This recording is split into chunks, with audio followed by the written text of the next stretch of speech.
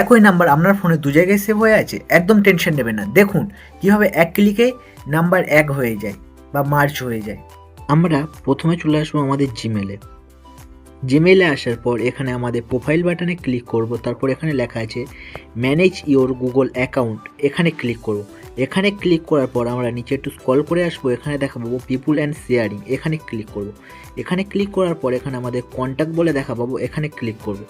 এখানে ক্লিক করে আমাদের সামনে এরকম একটি ইন্টারফেস শো করবে।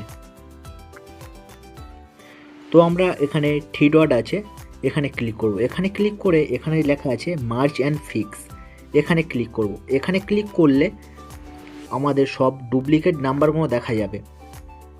তো আমরা এই ডুপ্লিকেট নাম্বারগুলো একটি নাম্বারতে সেভ করতে গেলে আমাদের এখানে লেখা আছে মার্জ অল, এখানে ক্লিক করলে আমাদের নাম্বারটি এক হয়ে যাবে। যদি ভিডিওটা একটু হেল্পফুল হয়ে থাকে তাহলে আমাদের চ্যানেল সাবস্ক্রাইব করুন এবং পাশে থাকুন। এরকম ছোট ছোট হেল্পফুল টিপস ভিডিও পেতে আমাদের চ্যানেল সাবস্ক্রাইব করুন টিটি টেচ পয়েন্ট। টাটা।